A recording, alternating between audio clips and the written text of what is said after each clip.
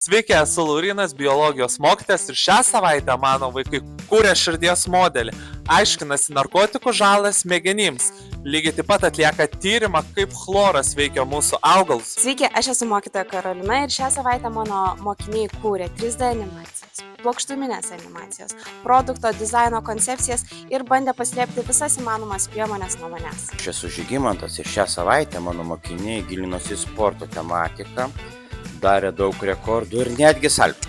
Sveiki, aš esu istorijos mokytoja Rasa ir dalyvauju šitoje įdomioje laisvo mokymosi savaitėje, kur jau esu kaip mokytoja antrus metus ir mano mokiniai pasirinko labai įdomias temas.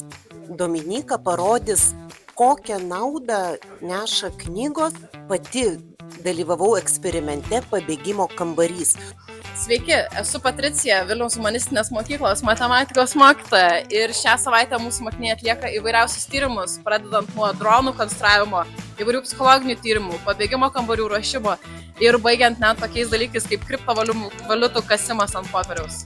Aš esu Arnas ir šią savaitę vaikai, kuriuos kuravau per laisvo mokymosi savaitę, gilinosi į sporto tematiką.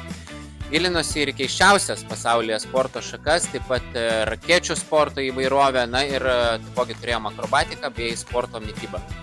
Sveiki, mano vardas Glosnė ir šią laisvo mokymosi savaitę mano mokiniai kūrė pabėgimo kambarį, klouno makiažą ir rašo knygas.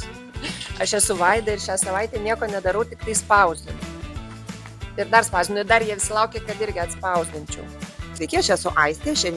Per šią savaitę mokslo mugėje aš dirbau su mokiniais, kurie pasirinko temas maisto gamybos. Tai vaikai iš tikrųjų daug gamina, bet labai daug ir nagrinėja teorinės medžiagos, visą tai deda į savo stendus ir tai yra labai stiprus įgūdis. Sveiki, aš esu dailės ir meno istorijos mokytoja.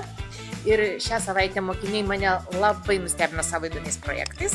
Vienas iš įdomesnių įstrigusių man buvo, kaip iš dviejų elementariausių gamtoje esančių formų vandens ir žemės padaryti tobulą formą.